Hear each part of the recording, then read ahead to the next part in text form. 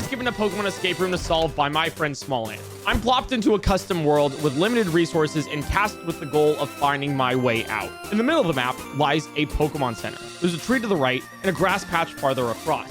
A trainer seems to block the way farther to the right, meaning we'd have to defeat him in battle to move forward. However, there's a trainer to the left as well, blocking the path to an item that may be useful in the future. And if that wasn't enough, there's a third trainer to the south. Weirdly enough, they're not blocking anything and seem to be there for no reason, but he might come into play later. The complexity of the puzzle shows itself immediately here. The right trainer has a level 40 Tyranitar with Seismic Toss and Sandstream. The left trainer has a level 100 Sableye that flings TM56 at us to kill. And the south trainer has a level 100 Shedinja that spams Shadow Sneak until we white out. As we not only have to find out how to defeat these trainers, but we need to find out which order to do them in, and how this helps us to get out of the escape room. Inside the Pokemon Center poses another couple tools we can use. Two of the people inside offer items for sale: a heart scale for $3,000 and a Custap berry for $1,000. A third person requires one of those heart scales to teach a variety moves to your Pokemon. Me, I'm the Pokemon Move Maniac. Oh, and finally, our team. It only consists of a single Hypno with a fluffy tail, knowing only Endure and Switcheroo. ID number is 42069. Nice. Our bag only contains a single HM Fly, and we have $5,000 to our name.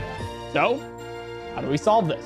You want to determine where the exit is, right? Because like if you don't know where the exit is, then how do you know how to get out? A couple things that we got to think about here is the Tyranitar that knows Seismic Toss. It can't kill us in one hit, which allows us to use something like Switcheroo. Then we also have the Sableye, which is level 100. Can and will kill us with Fling, as it goes first. And then we have the Shedinja. We don't have any attacking moves for Shedinja.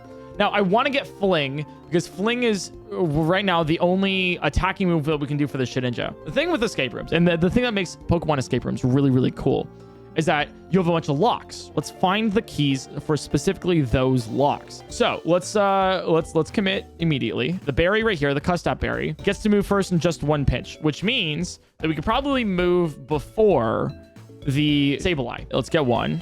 Heart scale. Interesting. So it's not like you're sold out or anything. I wonder if this Hypno knows anything that would be useful. Let's take a look. Okay, so Nightmare, Pound, Hypnosis, and Disable, and Confusion, Headbutt. Headbutt might be the one. So Nightmare, it needs to be sleeping, but Headbutt might be interesting. You see, in order to use the Custap Berry to go first against Sableye, we have to have low HP. But all the battles we currently know of kill us or do no damage. Having the Fluffy Tail is also a clue that the solution to this problem is a wild Pokemon that we can run from, because a Fluffy Tail allows you to run from any wild Pokemon for free. If you remember from previous Pokemon games, Headbutt is more than just an attacking move. It's a move that you can use on a tree in order to spawn some Pokemon. Knowing this, we can teach Hypno Headbutt and go investigate the tree outside the Pokemon Center. New Pokemon. Okay, it's a level 100 Beedrill. We Endure. Great. Awesome. That's what we want. We're left on 1 HP because of Endure. So now I can run from Beedrill. Okay, great. This was perfect because leaving the Beedrill fight at 1 HP allowed us to enter the Sableye fight at 1 HP. And because our health is so low, that's when the Custap Berry activates and allows us to go first. We can then use Switcheroo to steal the TM from Sableye. Okay, so we got now TM56. Sableye's going to use Fling. It can't use Fling anymore. Well, now we have TM56. Like, we're holding it. Are we going to PP out the Sableye? They use Struggle. Okay, so now we're dead, which is good. Yeah. So now we have TM56 Fling. That's great, actually. I can teach Fling to our Hypno. So now it's learned Fling. Oh, I see an issue we have here. In order to use Fling, Hypno has to be holding an item. I wonder if the Beedrill has anything. Endure and then Switcheroo. Okay, Custap Berry, Switcheroo. Oh, it does have something. Maybe? Oh, we got a Poison Barb. We can use Fling with the Poison Barb. Let's just go in and attempt this. So I Endure Sableye's first Fling with TM56. It's going to do damage. It's not going to kill. Yeah. But now it can't do damage to me at all. If I Fling the Sableye, it's not going to do that much damage. Let me try it. Let me just try it. Oh, but now it's poisoned. I didn't know it would poison if you hit it with a Poison Barb. It might die to poison. If it doesn't, then we Endure here. All right, it died to poison. Okay, awesome. And now we beat Sableye. Awesome. Oh my God. Let's go. We get a cheeky $2,800 for winning, access to the TM43 secret power, and a pearl. then what's over here? Well, let's check out the next battle. We need to see what our locks are before we can start fitting our keys inside of them. With my Giratina on a higher level, my opponents have no chance. Oh, you have a Giratina? Oh, it's level 28 though. I'm going to endure and see what you have here. You have Shadow Force. I wonder, that gives us a move for setup. We've unlocked part of the puzzle box, but our initial problem still remains. We have 3 different pathways to attempt. The Shedinja, the Tyranitar, and now this Giratina, replacing the Sableye. There is some good news, though, that will lead us in the right direction. You won't be needing Headbutt and Switcheroo anymore. Oh, and the next battle requires some luck. Considering one of the items we just got immediately after the Sableye fight was Secret Power, it must be utilizing a gimmick through that. Secret Power is a move that has 70 base power, but it will always have a 30% chance to inflict some sort of secondary effect. That secondary effect changes based on the environment that you're currently in. As both the Shedinja trainer and the Giratina trainer are both in plain terrain, but the Tyranitar trainer is in sand, the next puzzle would most likely be attempting to solve this in the Tyranitar fight. But this presents another issue. In sand terrain, Secret Power's secondary effect is just lowering the accuracy of the opponent's Pokemon's moves. This is completely lackluster and makes no sense to exploit. Well, we need to use Secret Power ASAP, right? So then it lowers its accuracy. Secret Power, wait, did it not lower your accuracy? Oh, maybe I have to wait for the 30%. A little bit of luck necessary. That seems like a lot of bit of luck. I'll be real with you. So the puzzle is this. Knowing that the solution probably involves the move Secret Power, how do we beat a level 40 Tyranitar that sets up a sandstorm and uses Seismic Toss while only being able to lower its accuracy? It takes a little bit, but I eventually noticed something. Okay. I am willing to bet. I think I solved this. I am willing to bet that the trainer can see us at this grass patch. Yeah, the Tyranitar trainer's line of sight extends into this one grass patch. This means if we battle the trainer from this singular tile, the secondary effect of Secret Power isn't an accuracy drop, but it'll put the opposing Pokemon to sleep. And if you remember, one of the moves we can reteach Hypno is Nightmare. So let's take this Pearl, sell it, we get a Heart Scale, and then we get Nightmare. Nightmare is a move that if the opposing Pokemon is asleep, will remove 25% of its HP every turn. So, if we enter the Tyranitar fight, we can immediately use Secret Power to put it to sleep. We have to replay the battle until it happens 30% of the time, hence the luck part of the hint. It's asleep. Okay. And then use Nightmare to deal damage to it until it faints. Oh my god. Wow. Jesus. God! Oh!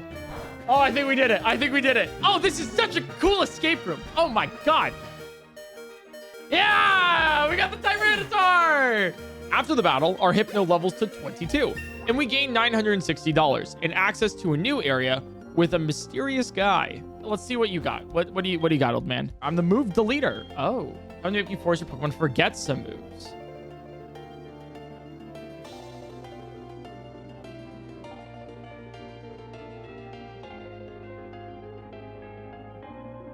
Why would I need this? Yeah, this stumped me for a bit. Why would I need to delete moves? In normal Pokemon games, you only really need the move deleter to delete HMs. It's important though. This is a clue of what to do next. There's good news.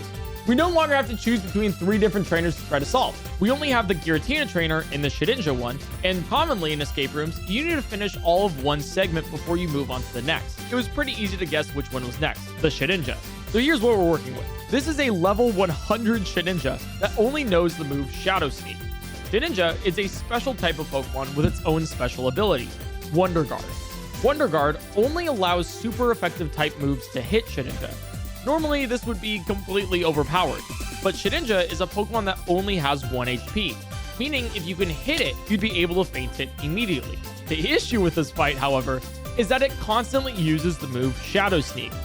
Shadow Sneak is a priority type move, which means it always goes first. Here's the important clue that we got from the last fight.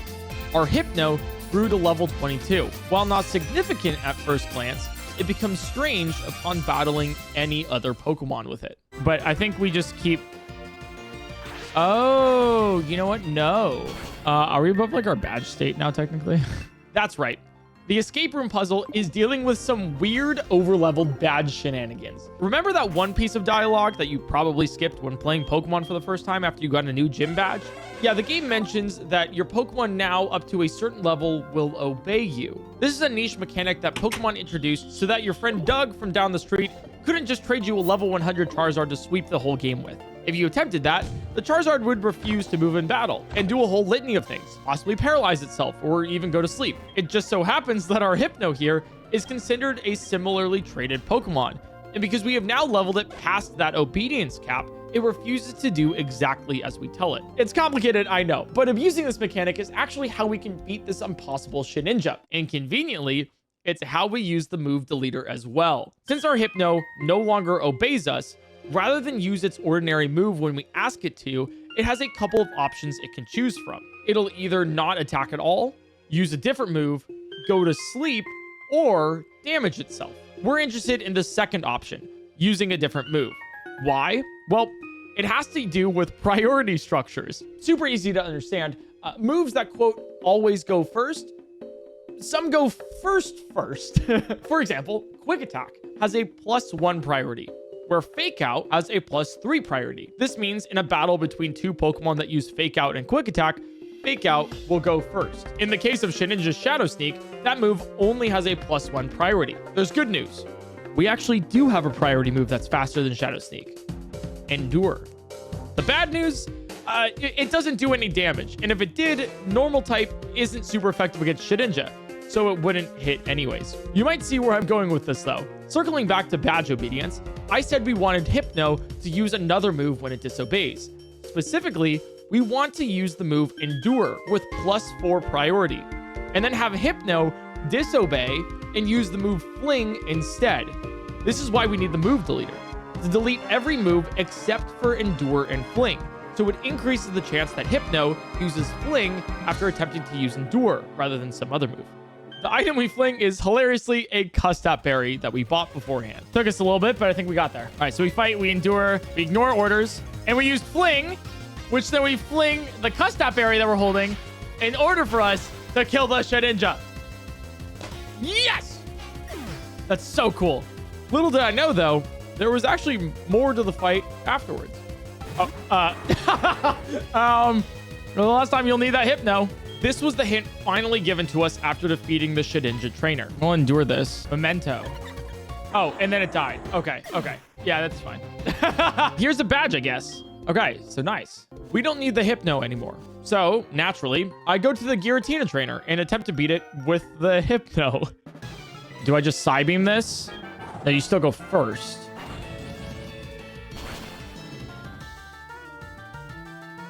Yeah, that's fine. Yeah, it doesn't go well. We've finally defeated all the trainers in the starting zone. The Sableye Fling puzzle, Tyranitar's Secret Power, and finally Shedinja's Shadow Sneak. The only puzzle that the escape room is presenting to us is that Giratina trainer blocking the pathway forward and to the exit. Here's what we have to figure out. We're left with a level 28 Hypno and have to face off against a level 28 Giratina. The last trainer gave us a badge, so Hypno now obeys us and we can't do those Endure shenanigans anymore. We don't have any money, and Giratina uses a super effective Shadow Force move on us until we die. The only hint that the game has given us is that we're not supposed to use Hypno. So, how do we solve this? This is the last time I'm going to use Hypno. I no longer use Hypno? We technically have like 6 badges, so now we can fly. How the fuck do we get past Giratina without Hypno? I now have more badges. God, am I stuck right now? This is the last time you'll need that Hypno. What do you mean by that? We got badges now. Damn, this one's hard. 4 hours in. Oh, I'm so lost. I need to get a new Pokemon, and I don't know how. I can't use Fly. 5 hours of this. No Hypno. There's something I'm missing. Let's see. At this point, I am really struggling with this one. Every puzzle so far in this escape room has some really niche, incredibly genius strategy to overcome, but I can't seem to figure it out. There's actual genuine hints that SmallAnt has left in the Pokemon Center in case I get really stuck. And so far, it's been the only time that I wanted to open one of those pieces of mail. However, on one last perimeter check of the room, I think I saw something. Oh my God. That's So I want to cry. there's a hidden NPC at the back of the Pokemon Center here. Hey kid, if you got a battle hardened Hypno, I'll give you a Mr. Mime. All right, what does this Mr. Mime know? Yay! It is holding a Lychee Berry. It knows Mimic, Light Screen, Reflect, Psybeam. So we're never using Light Screen, but we're going to use Reflect, Psybeam, and Mimic probably. So what is a Lychee Berry? Held by Pokemon, it raises attack stat in a pinch. We now have a brand new Pokemon and actual strategies to play around with for this Giratina. And when you think about it, it's a relatively simple solution. The key indicator here is that Shadow Force, the move that Giratina learns, takes one turn to wind up and then another turn to actually hit. I'm about to sneeze. Hey! By the way, if you guys are liking this video, feel free to subscribe. It really helps out the channel and lets me know that you want more videos like this one. Thank you very much. So, here's what we do. Turn 1 Giratina uses the first half of Shadow Force, which does no damage to us. We then use this opportunity to use the move Reflect, which boosts our defense. Turn 2, Giratina hits us. But because we have Reflect active, it doesn't kill our Mr. Mime. Instead, it leaves us at 7 HP and procs the Lychee Berry that we're holding. This increases our attack substantially. We then use the move Mimic, which copies and allows our Mr. Mime to use the last move that our opponent used, Shadow Force. Turn 3, both Giratina and Mr. Mime both use Shadow Force. However, when Giratina attempts to hit, it misses, the perks of going second. We then land our hit because Giratina has now appeared, and after 3 turns of Giratina missing the timing, we defeat the 4th trainer. Let's go! Yeah! We got the Giratina! We get a whole bunch of money after that battle, and we're able to progress farther into the escape room and closer to the exit. I come across the next puzzle, which appears to be 2 trainers across from each other, blocking the way forward. We pick up the Lagging Tail item hidden behind a sign, which lets us know that we can delete Light Screen and Reflect from Mr. Mime's move pool. So, what's the problem here? The Northern Trainer has a level 22 Mew that spams Seismic Toss. Seismic Toss is a move that will always do flat damage equal to the user's level. It's the exact same move that Tyranitar was using earlier. The trainer to the south has a level 100 Mew though, which acts a bit differently. This Mew only knows the move Transform, which transforms itself into our very own Mr. Mime, and then uses our own Psybeam to kill us. Part of the problem here is that we're presented with 2 Mews that have vastly different strategies. Similar to the beginning of the escape room, part of the puzzle here is figuring out which one we need to tackle first and then executing it. I'm not gonna lie, this one took me a bit, but once I got the ball rolling, everything started to fall into place. First off, I deleted the Light Screen and Reflect moves as per the escape room's recommendation. However, I then began to explore the same way I did when we had the Hypno and looked at the move relearner's moves. Power Swap, attack with special attack, defense with special defense, barrier, confusion, mimics the move immediately before the move fails, meditate, encore. Oh, there's so many options here. Copycat mimics the moves immediately before it. We probably copycat. I bought a heart scale and decided on teaching Mr. Mime the move Copycat. It's like Mimic in a way. However, instead of temporarily teaching the move to Mr. Mime mid-combat, we immediately use the last used move in battle. I used the rest of my money to buy a Custat Berry, which if you remember from the Sableye puzzle, if we have low health, it makes our next move go first. With this, I realized we solved the first part of this next puzzle. All we needed to do for the fight was use Copycat every time that the level 22 Mew would use Seismic Toss, and we would be able to get it to low health within a couple turns. This was much more effective than Psybeam, which Mew's type resists. Then, well, a little foresight pays off. Yes, so now we Psybeam. Yeah, I don't know why I didn't think about that before. That was like in a pinch sort of move. I think my brain has been dying. It's been 6 hours. Oh, God. All right, here we go. Nice. And we got the Mew! Huge. The important thing to note here is that because Mr. Mime gained a level to 29, it learned a new move, Substitute. And if you know anything about Pokemon and weird mechanics, Substitute can do some really funky things. The way it works is by sacrificing 25% of your total HP, you can create a fake Pokemon to take your place in the battle. It absorbs the damage for you and prevents you from taking status effects like poison, paralysis, or sleep. That's it. That's all the knowledge you get when facing down this level 100 Mew that only knows Transform. It's always just so tempting to access the hint mail in the Pokemon Center when faced with a puzzle like this, because you're given so little information on how to solve it. However, that's actually also the neat thing about puzzles like this. The fact that you aren't given much information is information itself. The fact that we don't have any new mechanics or new hints, items, or money simply means we already have the solutions at our fingertips. The key lies within substitute. So I do a deep dive on this Mew, and I really try to figure out how the move transform works. In Gen 4, it copies everything except for gender. If the target is behind a substitute, or the target's ability is good as gold. Wait. Transform fails. So I substitute here, but then it's going to be able to transform before I substitute, which doesn't make sense. I gotta send this, figure this out. I'm going to substitute. So what happens here, right? Like, I just keep Psybeaming. Maybe it runs out of PP because it only has 5 PP for everything. It only has like 5 PP for Psybeam, right? But if it uses all 5, then I'm dead. Turns out, there's a key flaw I discovered with Transform. While the opponent using the move copies the stats, Pokemon type, and move pool perfectly, there's one thing that gets transformed imperfectly: the Pokemon's power points. In case you're not aware, every move in Pokemon has a certain amount of uses.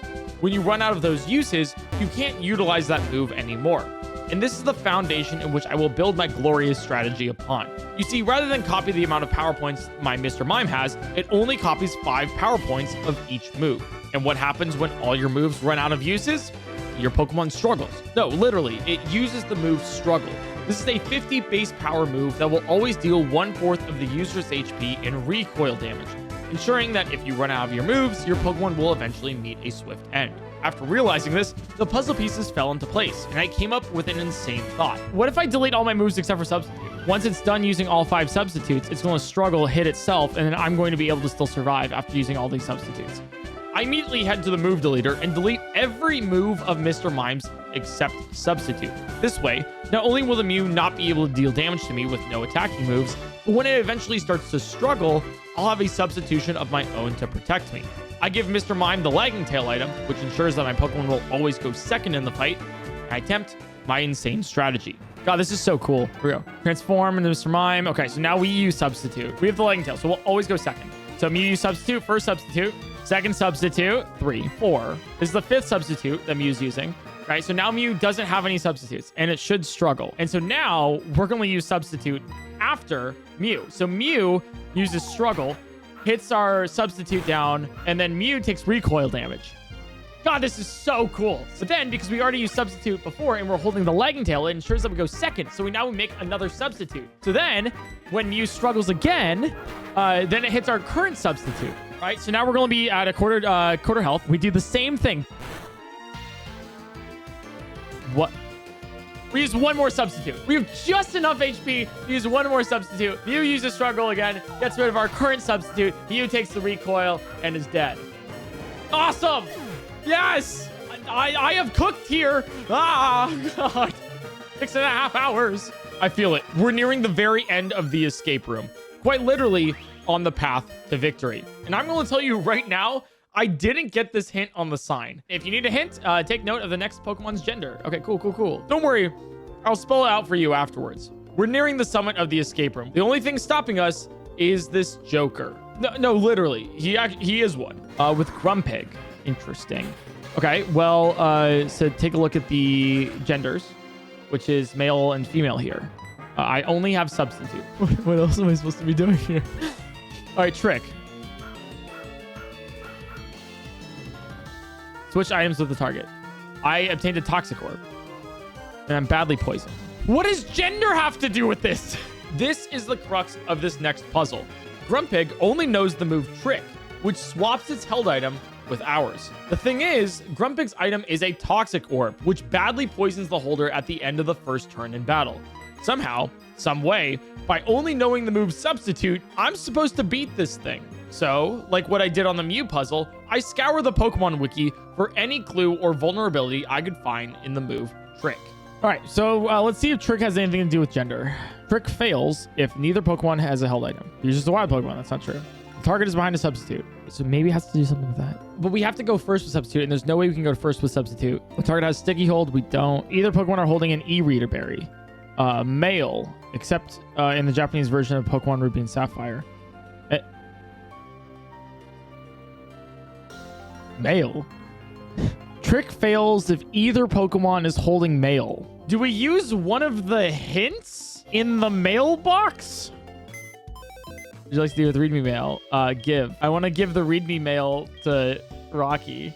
All right, let's see if this works. Substitute this. I still don't understand how this has to do anything with gender, though.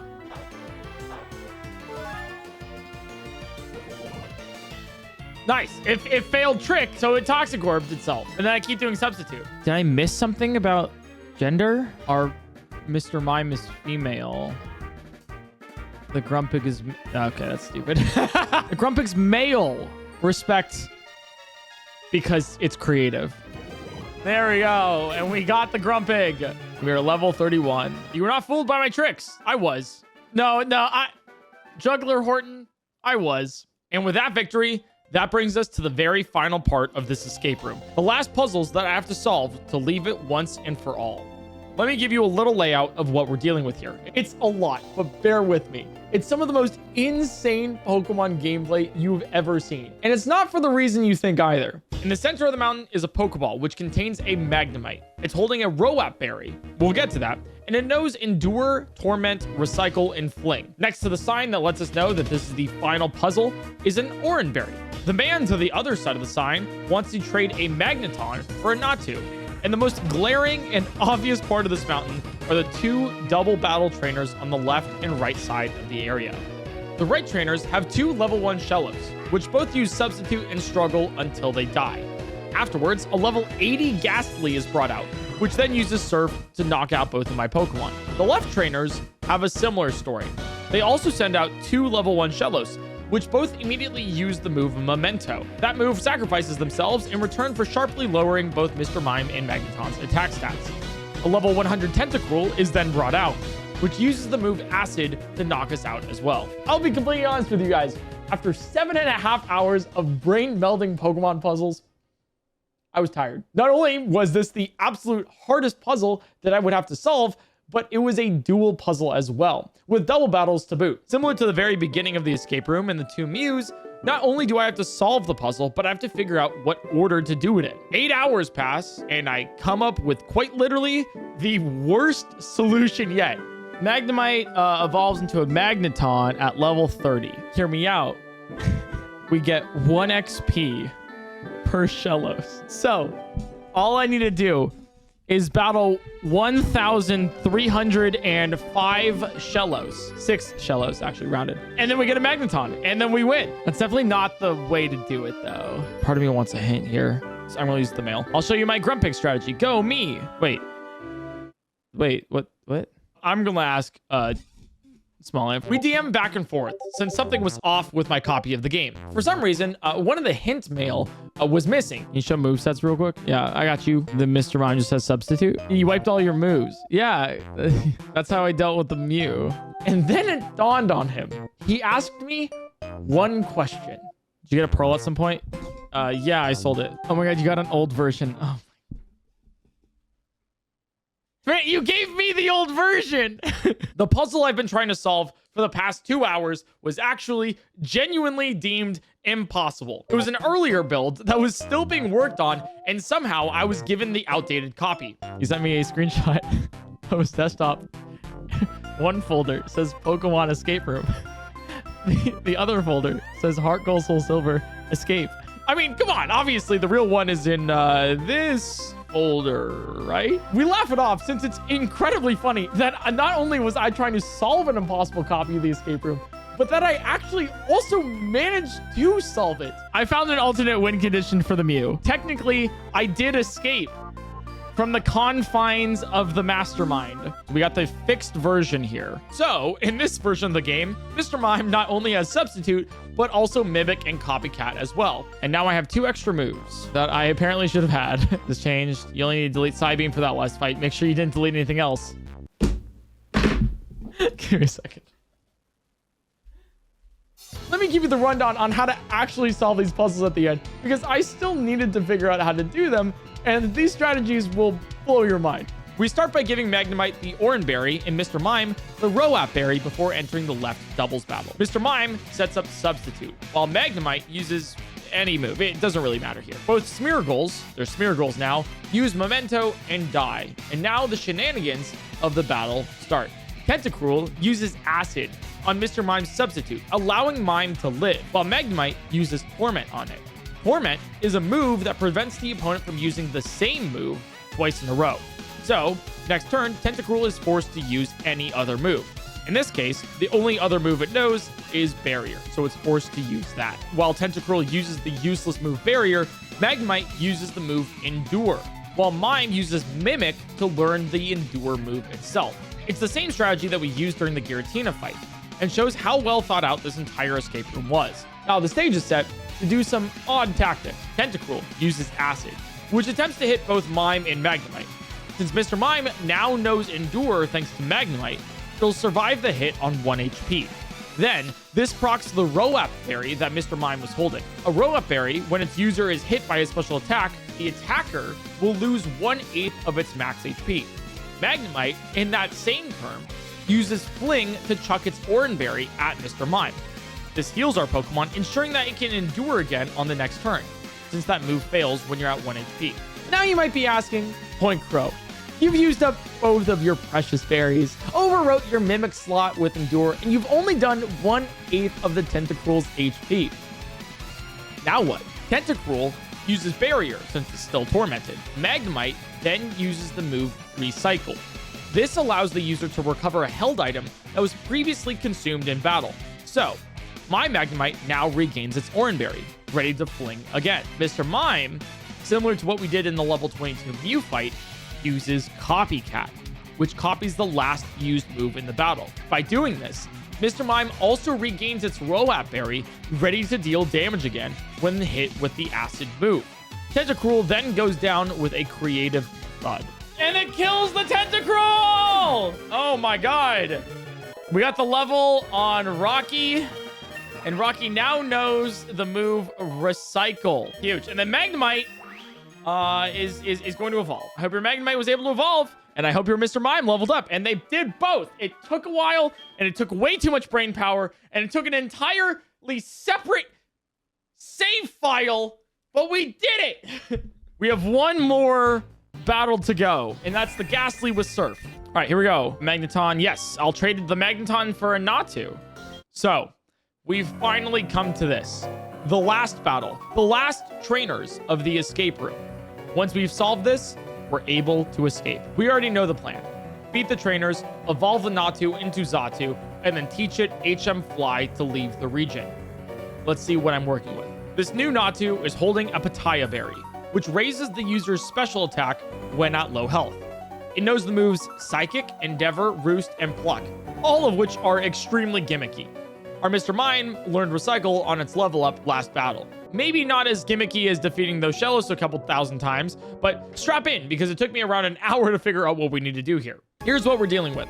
This set of trainers once again have 2 Smeargle, but instead of using Memento to immediately faint themselves, they both use Splash, which is quite literally a move that does nothing. No, really, it actually just says the Pokemon splashes around and there's not any other effect. After they eventually die because of poison damage, they're both holding Toxic Orbs, similar to the Grumpig puzzle.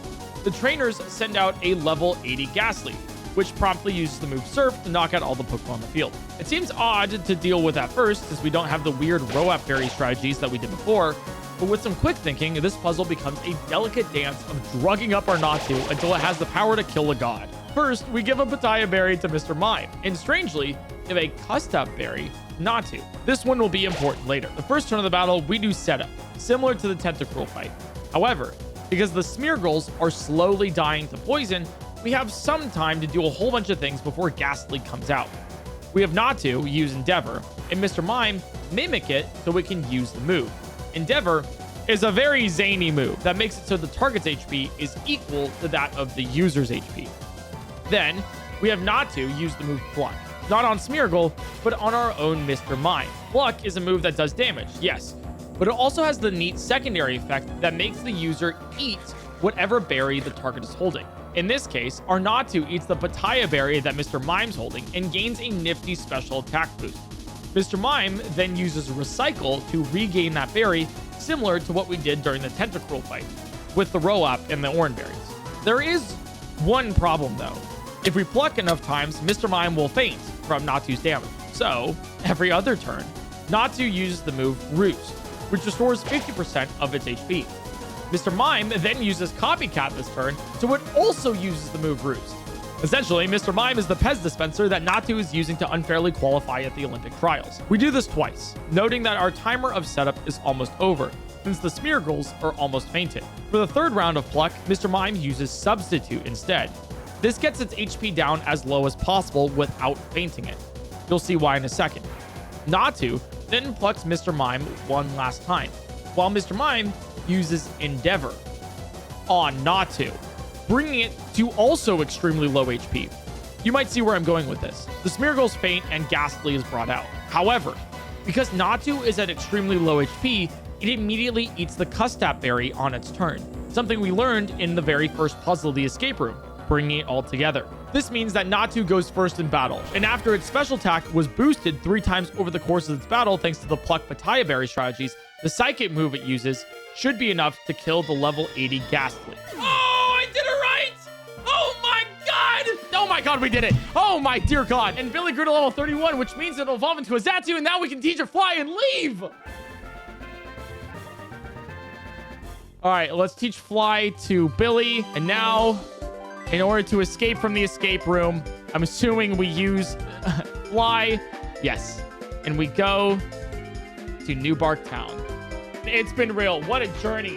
What an absolute journey. And we've now officially escaped. Let's give a big thank you to SmallAnt for letting me play his escape room because this was a ton of fun to do on stream.